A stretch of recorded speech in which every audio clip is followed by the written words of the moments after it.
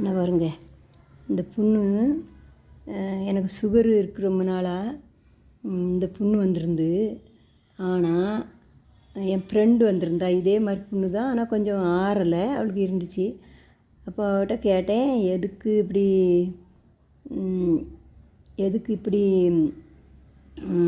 புண்ணாக இருக்கே, நீ டாக்டர்கிட்ட போனியான்னு கேட்டேன். டாக்டர்கிட்ட போனேன், காலை தான் எடுக்கணுங்காரு, மருந்தெல்லாம் ஒன்றும் எழுதி தரலன்னு சொன்னான். என்கிட்ட இருந்த மருந்தை தான் ஒன்று கொடுத்துட்டு வந்தேன்.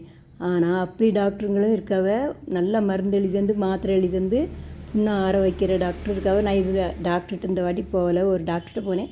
கொஞ்சம் புண்ணு ஆறுத மாத்திரை மட்டும் கேட்டால் தர முடிஞ்சிச்சு. ஆனால் நான் கேட்டு வாங்கிட்டு வந்துட்டேன், சாப்பிட்டேன். கொஞ்சம் புண்ணு ஆறிட்டு இந்த மருந்து ஒரு ஆள் எனக்கு ஒரு மருந்து தந்துச்சு, அதை போடுனேன்.